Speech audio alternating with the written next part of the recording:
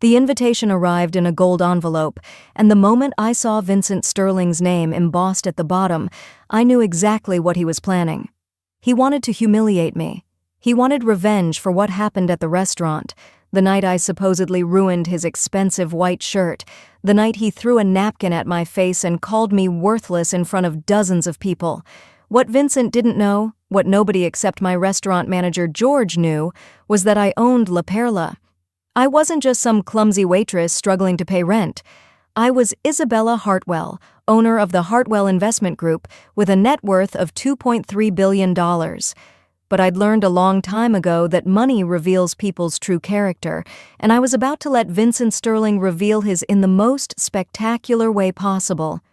Before we dive deeper into this story, if you love tales of hidden identities, powerful comebacks, and karma coming full circle, hit that subscribe button right now and turn on notifications. Trust me, this story has twists you won't see coming, and you don't want to miss a single moment. Now, let me take you back to where this all began, that Friday night at La Perla, the night Vincent Sterling made the biggest mistake of his life. It was a busy Friday evening, the kind where the restaurant hums with energy and every table is filled with guests dressed in their finest. La Perla was my pride and joy, an upscale restaurant that had taken years to build, but most people who dined there had no idea I was the one who owned it. I worked the floor regularly, serving tables, taking orders, clearing plates. My staff thought I was just another waitress, maybe a favorite of the manager. Only George knew the truth, and we'd kept it that way for 3 years. Why would a billionaire pretend to be a waitress? Simple. I grew up with nothing. I slept in shelters, wore donated clothes, went to bed hungry more nights than I care to remember. When I finally made my fortune through investments and smart business decisions, I promised myself I'd never forget where I came from. Working at La Perla kept me grounded. It reminded me that every person, regardless of their job or bank account, deserves dignity and respect. It also showed me people's true faces. How they treated someone they perceived as beneath them told me everything I needed to know about their character. That Friday night, Vincent Sterling walked through the door with 3 of his friends, all of them radiating the kind of arrogance that money without character produces. They were loud, snapping their fingers at the hostess, talking over each other about their latest luxury purchases. I watched from across the room as they were seated at table 12, right in the center of the dining area. George approached me with an apologetic look. "Isabella," he said quietly, using my first name like he always did when we were alone. "You don't have to take that table. I can assign someone else." I smiled at him. "It's fine, George. I've got it." I approached their table with my notepad ready, putting on the pleasant, professional demeanor that good service requires. Vincent barely glanced at me as he rattled off his order, his eyes fixed on his phone. His friends weren't much better, treating me like I was invisible furniture designed solely for their convenience. I took their orders without comment and returned to the kitchen, reminding myself that patience is a virtue and that most people eventually reveal who they really are. The main course came out perfectly: pan-seared salmon with asparagus and a delicate lemon butter sauce, one of our chef's specialties. I balanced the plates carefully as I approached table 12, navigating between other diners with the kind of practiced ease that comes from years of experience. I was setting down the first plate when Vincent suddenly pushed his chair back without looking, without warning, without a single thought for anyone around him. His chair hit my hip hard, and the plate I was holding tilted. The sauce splashed across his white designer shirt in an arc of golden butter and herbs. Time seemed to freeze. I saw the stains spreading across his chest, saw his face transform from casual indifference to absolute rage, saw his friend's eyes widen with that particular gleam people get when they're about to witness someone else's humiliation. Vincent shot to his feet, his chair clattering backward, his face turning red. "You clumsy idiot!" he shouted, his voice cutting through the gentle murmur of dinner conversation like a knife. "Look what you've done." The entire restaurant fell silent. Every conversation stopped. Every fork paused halfway to every mouth. All eyes turned to table 12, to Vincent Sterling standing there with sauce on his shirt, to me standing there with an empty plate in my hand. "Sir, I apologize," I began, but he cut me off. "Apologize?" He grabbed his napkin and threw it at my face. It hit my cheek and fell to the floor between us. "Do you know who I am? I could buy this entire restaurant. This shirt costs more than you make in 6 months, you worthless—" "Mr. Sterling," George rushed over, his face pale with panic. He knew who I was, and he knew I could end this scene with a single word, but he also knew I never did. "Sir, please, let me handle this. We'll cover your dry cleaning, I touched George's arm gently, stopping him mid-sentence. "It's okay, George." I looked directly at Vincent Sterling, meeting his furious gaze with complete calm. Something in my composure seemed to unnerve him slightly, like he'd expected me to cry or cower or beg for forgiveness.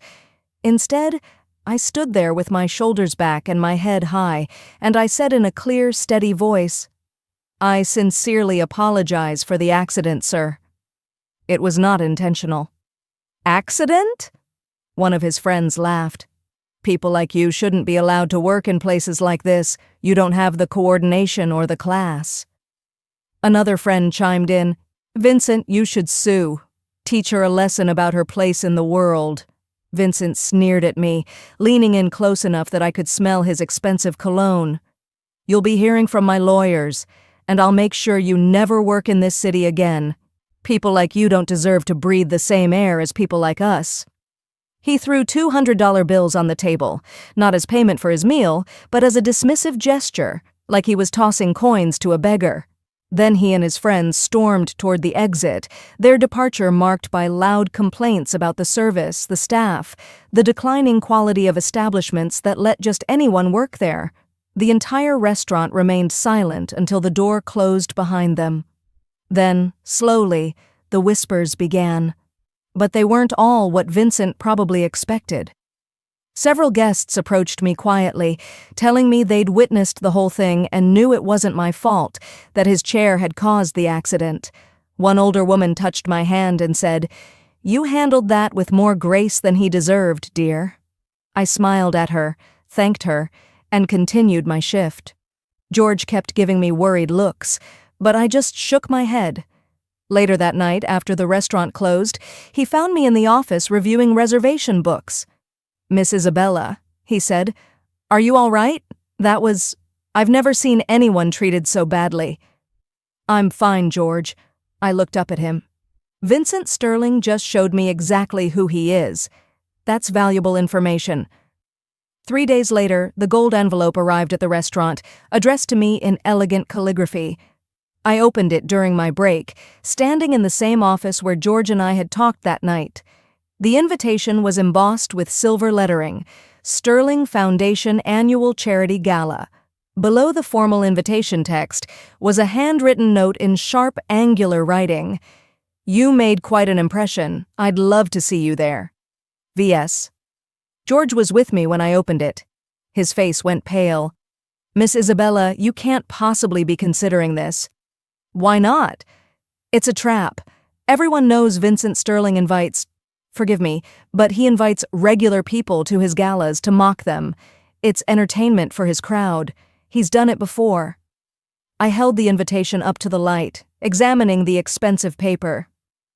"I know exactly what this is, George." "Then why would you go?" I smiled. "Because Vincent Sterling needs to learn a lesson, and I think it's time he learned it." That evening, sitting in my penthouse apartment overlooking the city, I called my assistant and told her to prepare the red Valentino gown, the one I'd bought in Paris last year and never had an occasion to wear, the one that cost more than most people's cars. Then I called my research team and had them compile everything they could find on Vincent Sterling. The information came back within hours. Vincent was the only son of Harold Sterling, a respected businessman who'd built the Sterling empire through decades of hard work and ethical practices. Harold was known for his philanthropy and his fair treatment of employees. His son, however, was known for something quite different. Vincent ran a small division of the family business and spent most of his time at clubs, galas, and expensive restaurants. He'd been handed everything in life and earned nothing. Multiple former employees had complained about his treatment of them, but they'd all been quietly paid off. The charity galas he hosted were infamous in certain circles. He had a pattern of inviting service workers or people from modest backgrounds, then making them the butt of jokes for his wealthy friends' entertainment. But there was something else in the report, something interesting. Harold Sterling had recently been asking questions about his son's behavior. Several sources suggested the elder Sterling was concerned about Vincent's character, or lack thereof. That piece of information made me smile. Perhaps this evening would be even more interesting than I'd anticipated. The night of the gala arrived. My stylist came to my penthouse and spent 2 hours on my hair and makeup. The red Valentino gown fit perfectly, hugging every curve before flowing to the floor in a waterfall of crimson silk. I chose diamond earrings and a matching bracelet from my collection, understated but unmistakably real. When I looked in the mirror, I saw exactly what I'd intended: power, wealth, and confidence embodied in red silk and diamonds. George called me one last time before I left. "Miss Isabella, are you absolutely certain about this?" "George, trust me. Tonight, Vincent Sterling is going to learn who he really insulted." My private car pulled up to the Sterling Hotel at exactly 8 o'clock. The valets looked confused when my limousine arrived. They were clearly expecting luxury vehicles, but perhaps not one arriving for someone they'd been told was just a waitress. Security checked my invitation twice, examining it under a light like they suspected it might be forged. I waited patiently, my expression serene, until they finally nodded and stepped aside. The grand ballroom doors opened in front of me, and I took a breath. This was it. The orchestra was playing something classical and beautiful. The room was filled with at least 200 guests, all dressed in designer everything, all dripping with jewelry and confidence and inherited wealth. Crystal chandeliers cast rainbow prisms across the marble floor. Champagne flowed like water. It was exactly the kind of scene Vincent Sterling thought someone like me could never belong to. I stepped inside. For a moment, nothing happened. The orchestra continued playing, people continued talking, the world continued spinning. Then someone near the door noticed me. Their conversation stopped mid-sentence. They turned to look. The person they were talking to turned as well. Like dominoes falling, the silence spread through the room. Conversations died. Champagne glasses paused halfway to lips. Heads turned. Eyes widened. I walked forward slowly, my heels clicking on the marble floor, my red gown catching every light in the room. The silence followed me like a wave. By the time I'd taken 10 steps into the ballroom, every single person was staring at me. The orchestra played on, seemingly unaware of the dramatic shift in the room's energy, but every guest had stopped whatever they were doing to watch this woman in red walk across their exclusive territory. I spotted Vincent standing near the center of the room with a circle of his elite friends, all of them holding champagne and laughing about something. I watched as someone touched his arm and nodded in my direction. He turned, glass halfway to his lips, and his eyes landed on me. I saw the exact moment recognition hit him. His champagne glass tilted dangerously. His mouth opened slightly. His face went through several expressions in rapid succession: confusion, recognition, shock, and finally anger. That's the waitress?" I heard him say, his voice carrying in the unusual silence. One of his friends whispered back, "Who is she?" I continued walking until I was standing about 10 feet from their circle. Several guests had started whispering now, the silence breaking into a buzz of confused conversation. Who was I? Where had I come from? How did a waitress afford a gown like that? The questions rippled through the room like electricity. Vincent excused himself from his group and walked toward me, trying to compose his features into something resembling control. But I could see the uncertainty in his eyes, the confusion at seeing me here, looking like this, carrying myself with the kind of confidence that his money couldn't shake. "Well, well," he said, his tone condescending but lacking its usual certainty. "You actually came. I'm impressed." He looked me up and down with exaggerated slowness. "Though that dress must have cost you a year's salary. Rent it for the evening, did you?" I smiled sweetly. Something like that. His friends gathered around us now, sensing entertainment. One of them, a blonde woman dripping in sapphires, laughed. "Oh, Vincent, she's playing dress-up for the evening. How adorable!" Another added, "Did you borrow that from someone's closet?" "It's a good replica, I'll give you that." I stood there, calm and unbothered, which only seemed to confuse them more. People who are genuinely out of their depth usually show it. Nervousness, awkwardness, imposter syndrome. I showed none of those things, and it was clearly throwing off their script. Vincent seemed to decide to move forward with his plan regardless. He turned to address the room, his voice rising. "Ladies and gentlemen, may I have your attention, please?" The orchestra stopped playing. Every conversation ceased. All eyes turned to where we stood. "I'd like to introduce someone special this evening," Vincent continued, a cruel smile playing at his lips. "This is Isabella. Some of you might recognize her. She serves tables at La Perla restaurant downtown." There was scattered, uncomfortable laughter. Some guests looked genuinely embarrassed for me. Others leaned in with interest, ready for the show. "She had a little accident last week," Vincent went on. "Spilled food all over me, actually. Completely ruined a very expensive shirt." More laughter, louder now. "But I'm a believer in second chances, in giving back, in showing that everyone deserves an opportunity to see how the other half lives. So I invited her here tonight." He turned to me, his smile widening. "Tell us, Isabella, how does it feel to be among real success? To see what life looks like when you actually make something of yourself?" His friends were snickering now. Some guests had turned away, clearly uncomfortable with what was happening, but many others watched with that particular fascination people have for public humiliation, grateful it's not them, curious to see how far it will go. "You see," Vincent continued, addressing the crowd again, "I believe in giving back, even to people who—" "That's enough, Vincent!" The voice boomed across the ballroom with such authority that everyone jumped. I turned to see Harold Sterling, Vincent's father, walking toward us with long, purposeful strides. His face was set in an expression of deep disappointment, and something else, something that looked almost like satisfaction, like a man who'd been waiting for exactly this moment. The room fell into a silence so complete you could have heard a pin drop. Harold Sterling climbed the 3 steps to the raised platform where Vincent and I stood. He looked at me, and something passed between us, an understanding perhaps. Then he turned to his son. "Vincent, do you have any idea who you're speaking to?" Vincent's confident smile faltered. "Dad, what are you doing? I'm just—" "Do you?" Harold's voice was sharp enough to cut glass. She's just a waitress from—" "This," Harold said, turning to address the entire ballroom, "is Isabella Hartwell." I watched as the name registered with people. Gasps echoed through the room. Whispers exploded like fireworks. Someone's champagne glass actually slipped from their fingers and shattered on the marble floor.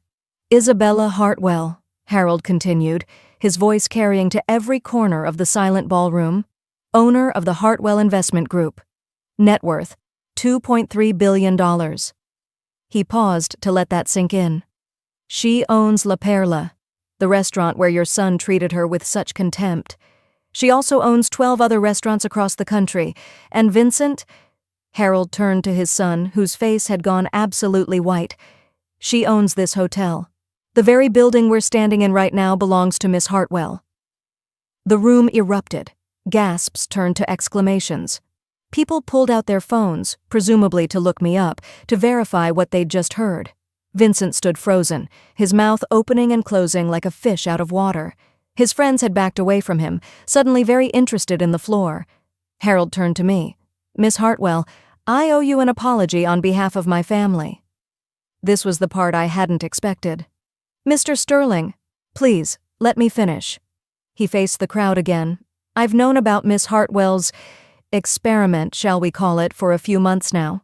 Your manager, George, is an old friend of mine. When I learned what my son had done to you at your own restaurant, I was ashamed, deeply ashamed." "Dad, you knew?" Vincent's voice was barely a whisper. Harold ignored him. "I asked Miss Hartwell to attend tonight. Not as Vincent's guest, but as mine.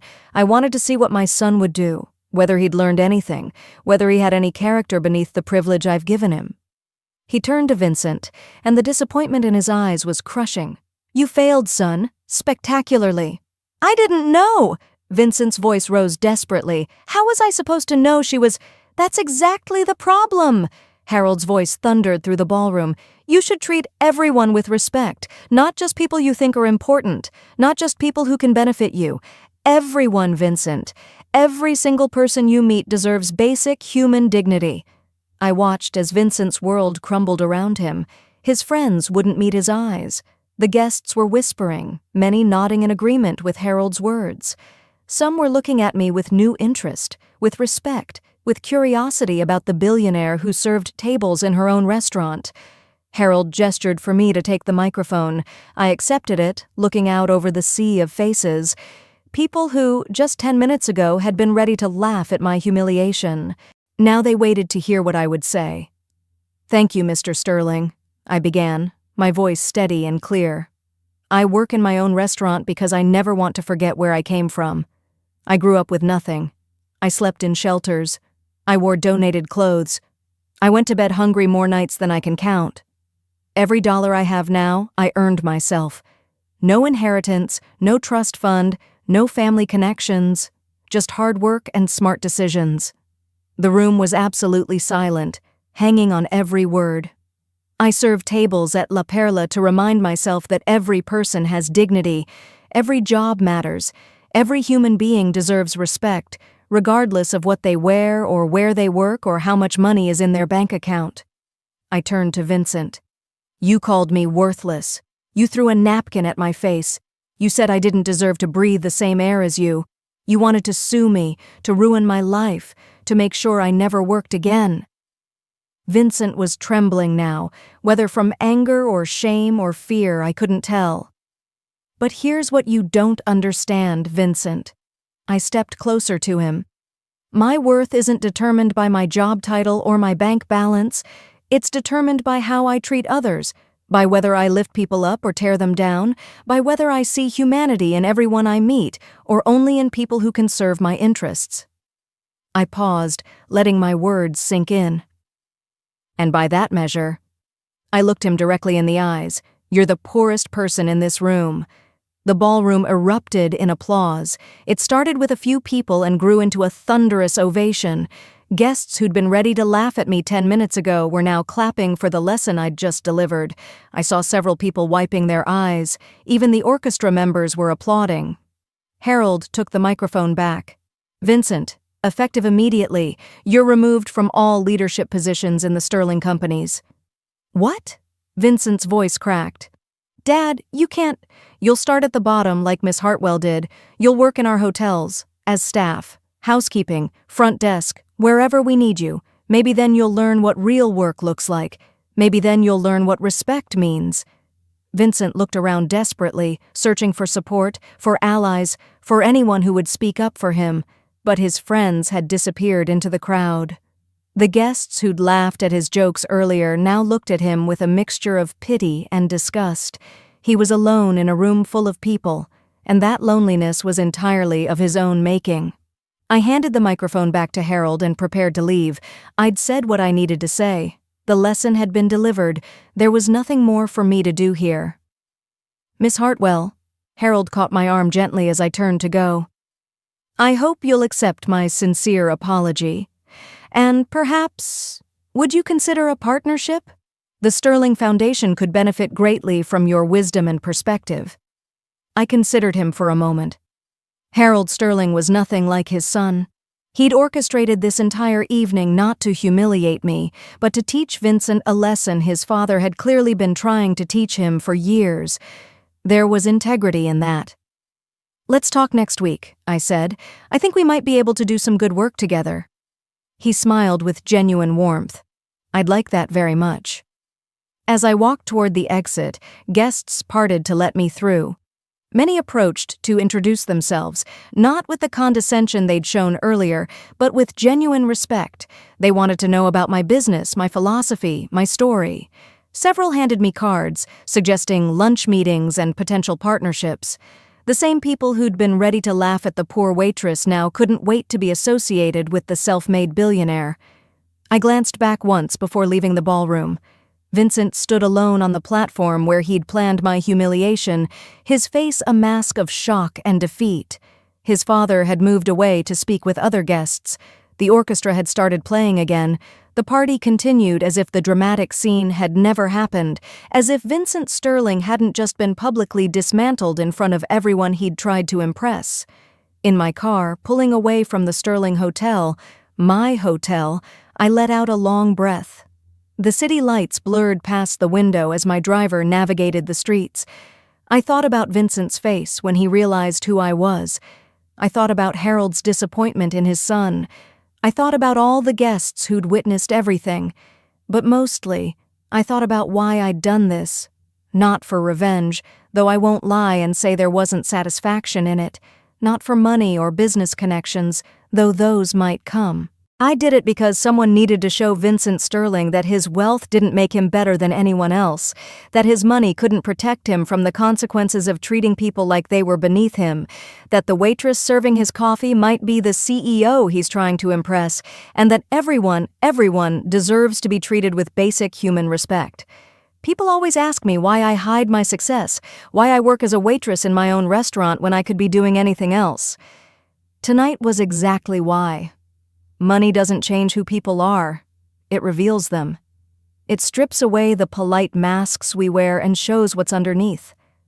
Vincent Sterling's money revealed cruelty, entitlement, and a complete lack of empathy. Harold Sterling's money revealed integrity, accountability, and a desire to make things right. My money? I hope it revealed that success doesn't have to mean forgetting where you came from or who you are at your core. That night taught everyone in that ballroom a lesson they won't soon forget. Never judge someone by their appearance or their job. The waitress clearing your table might own the restaurant you're dining in. The janitor mopping the floor might own the building you work in. And even if they don't, even if they're exactly what they appear to be, they still deserve your respect. They still have dignity. They still matter. Vincent Sterling learned that the hard way, and his father learned that wealth means nothing if your children have no character. As for me, I learned that sometimes the best revenge isn't revenge at all. It's simply letting someone reveal their true self and stepping aside to let the consequences unfold. If this story moved you, if it made you think differently about how we treat others, then please hit that like button and share it with someone who needs to hear this message. Drop a comment below and tell me, have you ever been underestimated? How did you prove them wrong? And don't forget to subscribe for more powerful stories about justice, karma, and the moments that change everything. Remember, respect costs nothing, but the lack of it can cost everything. Treat the janitor with the same respect you'd give a CEO because you never know who you're really talking to. And even if you do know, they deserve that respect anyway.